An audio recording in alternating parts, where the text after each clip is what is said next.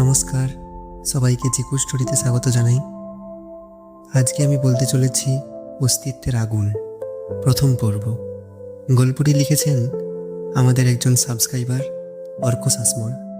তাকে আন্তরিকভাবে ধন্যবাদ জানাই এই সুন্দর গল্পটি পাঠানোর জন্য। তো আমি শুরু করছি অস্তিত্বের আগুন, প্রথম পর্ব। গ্রামের শেষ প্রান্তে, যেখানে কুয়াশা প্রতিদিন সূর্যোদয়ের আগে চুপচাপ এসে ধানের পাতায় বসে থাকে, সেখানে বয়ে যায় এক অচেনা বাতাস, যেন অদৃশ্য কারোর নিঃশ্বাস। সেই বাতাসে জন্ম নেয় ভবেশ। তার জন্মের আগেই গ্রামে গুজব ছড়িয়েছিল যে শিশুটি আসছে, সে অভিশপ্ত। মা বাবা এক রহস্যময় দুর্ঘটনায় হারিয়ে গেলেন তার জন্মরাত্রিতেই। ফলে গ্রামের লোকের চোখে ভবেশ ছিল না কোনো সাধারণ শিশু, সে যেন দুর্ভাগ্যের প্রতীক, এক অদ্ভুত ছায়া। ভবেশের জীবনে প্রথম পাঠ ছিল অভিশাপ, মানে একা থাকা। চাচা প্রায় বলতেন, তোর জন্মের সব শেষ হয়ে গেছে, তুই না থাকলে হয়তো আমার ভাইটা আজ বেঁচে থাকতো। এই কথাগুলো ছেলের মনে ছুরির মতো ঢুকত। সে বোঝেনি কিভাবে তার জন্ম কারোর মৃত্যুর কারণ হতে পারে। শিশু মন প্রশ্ন করত, আমি যদি না আসতাম তবে কি পৃথিবীতে ভালো থাকতো? কেউ উত্তর দিত না। গ্রামের মানুষজন ভবেশকে দেখলেই নিচু স্বরে বলতো, ওই ছেলেটার চোখে কিছু আছে, অন্ধকারের মতো, দেখা মাত্র বুক কাঁপে। কেউ কেউ আবার বলতো, তার মা নাকি শেষ নিঃশ্বাসে একটা নাম উচ্চারণ করেছিলেন, মারিমা। ওই ছেলেটা নাকি রাত হলে সেই নাম ফিসফিস করে ডাকে। কিন্তু ভবেশের কাছে মারিমা ছিল এক অজানা আহ্বান। সে জানতো না এর মানে কি।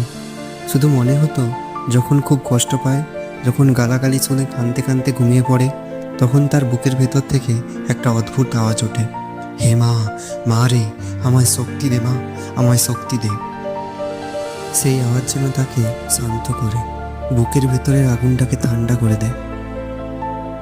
ভবেশের শৈশব, ভবেশের স্কুল জীবন ছিল এক অন্তহীন লজ্জা। তার সহপাঠীরা তাকে অভিশপ্ত ছেলে বলে ডাকত।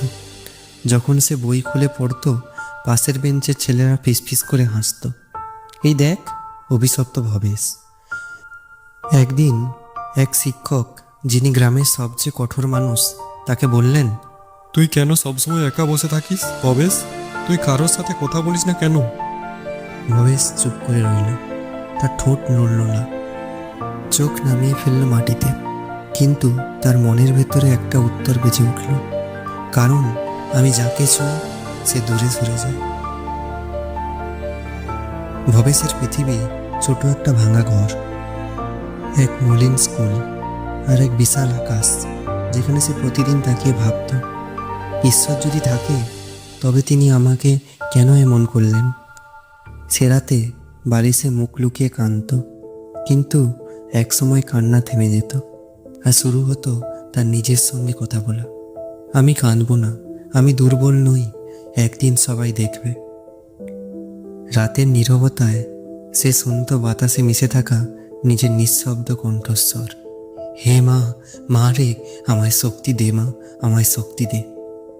এই মন্ত্রটা তার বেঁচে থাকার একমাত্র ভরসা হয়ে উঠল। একদিন স্কুলের পর ভবেশ বসেছিল নদীর ধারে।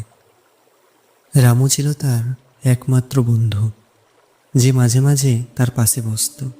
এসে বলল, তুই সবসময় একা থাকিস কেন ভবেশ? তুই চুপ করে থাকলেই সবাই আরও হাসবে। ভবেশ ধীরে বলল, আমি কথা বললে সবাই হাসে, আমি চুপ করে থাকলে তারা হাসে, তাহলে পার্থক্যটা কোথায়? রামু কিছু বলল না, সে শুধু ভবেশের চোখের দিকে তাকিয়ে থাকলো।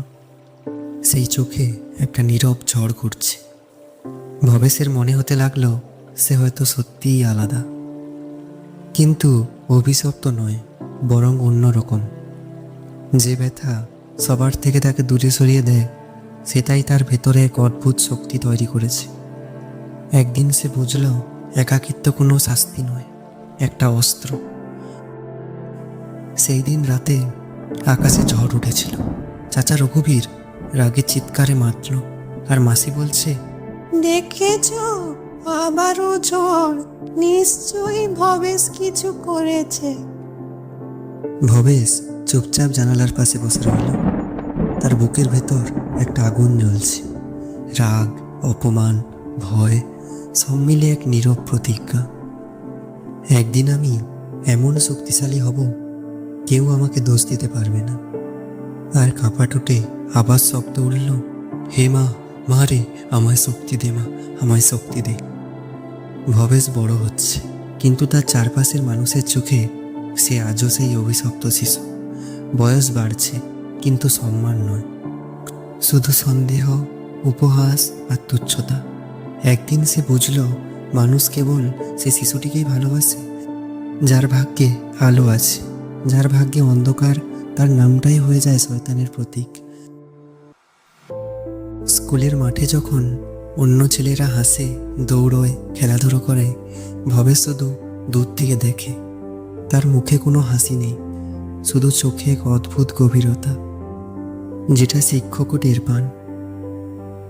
একদিন শিক্ষক তাকে জিজ্ঞাসা করলেন, ভবেশ, তুই এত নীরব কেন? কষ্ট পাস? ভবেশ কিছুক্ষণ চুপ করে বলল, নীরবতা আমার কষ্ট নয় স্যার, ওটাই আমার শক্তি। শিক্ষক অবাক হলেন, এত ছোট ছেলের মুখে এত বড় কথা। কিন্তু সেই শক্তি ঠিক কি, তা ভবেশ তখন জানত না। সে শুধু বুঝত, মানুষের ভেতরের ঘৃণাকে সে নিজের জ্বালানি বানিয়ে নিচ্ছে। একদিন বিকেলে বৃষ্টি হচ্ছিল।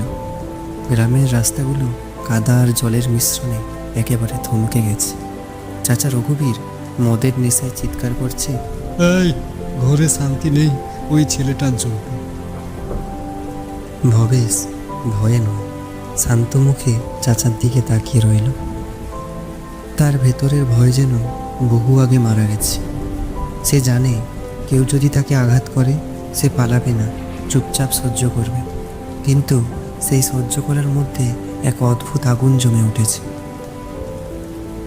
সে তখন জানালার পাশে বসেছিল। বৃষ্টি জানালার কাছে পড়ছে, আর সে শুনছে মায়ের কণ্ঠস্বর। না, হয়তো তার নিজের কল্পনা। ভবেশ, যন্ত্রণা শুধু দুর্বলকে ভাঙে, কিন্তু শক্তিমানকে গড়ে তোলে। ভবেশ চোখ বন্ধ করে ফিসফিস করে বলল, হে মা, মা রে, আমায় শক্তি দে মা, আমায় শক্তি দে। বৃষ্টির আওয়াজে সেই শব্দ মিশে গেল, কিন্তু তার বুকের ভেতর থেকে এক ধরনের শান্ত উষ্ণতা উঠল, যেন কেউ তাকে বলল, তুই একা নোস। সময় গড়তে লাগলো। ভবেশ এখন কিশোর, তার চোখে এক কঠিন নীরবতা, যেটা দেখে গ্রামবাসীরা আরো ভয় পেতে লাগলো। কেউ কেউ বলতো, ছেলেটা এখন বড় হয়েছে, একদিন আমাদের সর্বনাশ করবে। কেউ আবার বলতো, তার শরীর নয়, তার মনটাই বিপজ্জনক। কিন্তু ভবেশ কাউকে কিছু বলতো না। সে এখন নিজেকে চেনার চেষ্টা করছে। রাতে নদীর ধারে বসে সে নিজের ছায়ার সঙ্গে কথা বলতো। তার মনে হতো, অন্ধকারটা তার শত্রু নয়, বরং বন্ধু। কারণ অন্ধকারই একমাত্র জায়গা যেখানে কেউ তাকে প্রশ্ন করে না, বিচার করে না। ভবেশ মনে মনে ভাবতো, মানুষ সবসময় আলোর পেছনে দৌড়ায়, কিন্তু আমি অন্ধকারেই শান্তি পাই। আলোতে সবাই মুখোশ পরে থাকে, অন্ধকারেই মানুষ নিজের সত্যিকারের মুখটা দেখে। এই ভাবনা তার ভেতরে এক দার্শনিক শক্তি তৈরি করল। সে এখন আগের ভবেশ নয়, সে একদিন কান্ত। এখন সে নীরবতায় হেসে ওঠে, নিজের চোখে শক্তি দেখে। রামু, যেই একমাত্র বন্ধু, একদিন বলল, ভবেশ, তুই সব কিছু ভেতরে ধরে রাখিস কেন? তুই তো বিস্ফোরিত হয়ে যাবি একদিন। ভবেশ শান্ত গলায় বলল, যারা বাইরে চিৎকার করে তারা দুর্বল, যারা ভেতরে চুপ থাকে তারাই নিজেদের আগুনে গঠিত হয়। রামু অবাক হয়ে তাকালো। ভবেশের ভেতরটা একটা গভীর সমুদ্র, যার নিচে লুকিয়ে আছে তীব্র স্রোত, ভয়ঙ্কর অথচ শান্ত। এই সময়ে গ্রামের মধ্যে ছড়িয়ে পড়ল নানা গুজব। কেউ বলল, ভবেশ রাতে একা বটগাছের নিচে বসে থাকে আর মাটিতে কিছু লিখে। কিন্তু কেউ বলল, সে মৃত মায়ের আত্মার সঙ্গে কথা বলে। কিন্তু কেউ জানতো না, ভবেশ মাটিতে কিছু লিখত না, সে শুধু নিজের ছায়ার সঙ্গে কথা বলতো। সে বলতো, আমি অভিশপ্ত নই, আমি আলাদা। যারা আমাকে ঘৃণা করেছে তারা একদিন আমার শক্তিকে বুঝবে। তার কণ্ঠে কোনো ক্রোধ ছিল না, ছিল এক শান্ত আত্মবিশ্বাস, যা সবচেয়ে বড় প্রতিশোধ। ভবেশ এখন প্রতিদিন ভোরে নদীর ধারে যায়। সে নিজের প্রতিচ্ছবির দিকে তাকিয়ে থাকে জলের মধ্যে। জল কখনো স্থির, কখনো ঢেউ তুলছে। সেই ঢেউয়ে সে যেন নিজের মনকে দেখতে পায়, কখনো শান্ত, কখনো ঝড়ে ভরা। তার মনের ভেতরে একটাই কথা, আমি কারোর শত্রু নই। কেউ যদি আমাকে ধ্বংস করতে চায়, আমি নিজেকে ধ্বংস করে তাকে দেখাবো কিভাবে আগুন তৈরি হয়। এইভাবেই ভবেশের ভেতরে গড়ে উঠেছে এক নতুন সত্তা, যেখানে ভয় নেই কিন্তু ব্যথা আছে, অভিশাপ নেই কিন্তু স্মৃতি আছে, একাকিত্ব নেই কিন্তু নীরব শক্তি আছে। গ্রামের মানুষ আজও ভাবে সে অভিশপ্ত, কিন্তু তারা জানে না ভবেশের ভেতরে যে আগুন জ্বলছে সেটা প্রতিশোধের নয়, পুনর্জন্মের আগুন। দিনটা ছিল মেঘলা, আকাশে সূর্য ছিল না, বাতাসে এক অদ্ভুত গন্ধ, যেন ধান গাছ আর রক্তগন্ধ একসাথে মিশেছে। ভবেশের বুকের মধ্যে তখনও কাঁপছে অস্থিরতা। গ্রামের লোকেরা তাকে এড়িয়ে চলত। চাচা রঘুবীরের অসুস্থতা আরও বাড়ছিল, আর সে বুঝতে পারছিল এই গ্রাম তাকে বাঁচাবে না। চাচা রাগে বলে, তুই কেন জন্মেছিলি ভবেশ? তোর জন্মের পর থেকেই সব নষ্ট হয়ে গেল। এই কথাটা ভবেশ আগেও শতবার শুনেছে, কিন্তু আজ তার ভেতর যেন কিছু ভেঙে গেল। সে চুপচাপ উঠে দাঁড়ালো, চোখে এক নিঃশব্দ আগুন, ঠোঁটে কোনো কথা নেই। রামু দৌড়ে এলো। ভবেশ, কিছু বলিস না, ওরা তোকে দোষ দিচ্ছে কিন্তু। ভবেশ হাত তুলে থামিয়ে দিল। তার চোখে তখন এমন এক দৃষ্টি যেখানে আর কোনো কান্না নেই, কেবল সিদ্ধান্ত। এখন রাত, গ্রাম পুরো ঘুমিয়ে। বটগাছের নিচে একা বসে ভবেশ। তার সামনে নদী, অন্ধকার জলে আকাশের তারারা ডুবে আছে। সে ধীরে বলে, এই গ্রামে আমি আর থাকতে পারবো না। যারা আমাকে অভিশাপ বলছে, আমি তাদেরই অভিশাপ তাদের একদিন ফিরিয়ে দেব। আমি নিজেকে এমন শক্তিতে গড়ব যেটাকে তারা ভয় পাবে। হঠাৎ আকাশে বজ্রপাত, বাতাসে উড়ে গেল ধানের শুকনো পাতা, আর সেই বজ্রের আলোয় তার মুখে দেখা গেল প্রতিজ্ঞার ছায়া। সে দাঁড়িয়ে পড়ল। বৃষ্টি পড়ছে, কাদা জমে আছে, কিন্তু ভবেশের পা থেমে নেই। সে পেছনে একবার তাকালো, সেই ঘর, সেই রাস্তা, সেই গ্রাম যেখানে তাকে অভিশাপ বলা হয়েছে, যেখানে তার হাসি কখনো কেউ দেখেনি। তার চোখে জলের মতো চকচক করছিল আগুন। সে ফিসফিস করে বলল, হে মা, মা রে, আমায় শক্তি দে মা, আমায় শক্তি দে। আজ থেকে আমি শুরু করছি আমার পথ। সেই রাতে ভবেশ হারিয়ে গেল।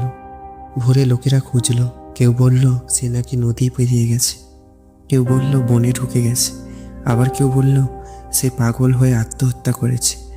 কিন্তু কেউ জানতো না ভবেশ আত্মহত্যা করেনি।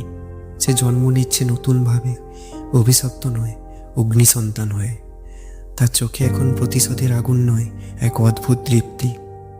যে শক্তির সন্ধানে সে গ্রাম ছেড়েছে, সেই শক্তি আসলে নিজের ভেতরে ঘুমিয়ে আছে, শুধু জাগরণের অপেক্ষা। রাতের শেষে যেমন ভোর আসে, তেমনি অভিশাপের শেষে জন্ম নেয় শক্তি। ভবেশ এখন চলেছে সেই পথে, যেখানে অন্ধকারই তার গুরু আর ব্যথাই তার শক্তি। বৃষ্টি থেমে গেছে। দূরে আকাশের নিচে এক ছায়ামূর্তি অদৃশ্য পটে হেঁটে যাচ্ছে। তার কণ্ঠে আবার সেই শব্দ, হে মা, মা রে, আমায় শক্তি দে মা, আমায় শক্তি দে। আর এইবার তার স্বর নরম নয়, ঝড়ের মতো দৃঢ়। তো আজ আপনারা শুনলেন অস্তিত্বের আগুন গল্পের প্রথম পর্ব। খুব শিগগিরই ফিরে আসছি গল্পের দ্বিতীয় পর্ব নিয়ে। ততক্ষণ সবাই ভালো থাকবেন, আর গল্পটি যদি ভালো লেগে থাকে তো লাইক, কমেন্ট আর সাবস্ক্রাইব করতে ভুলবেন না।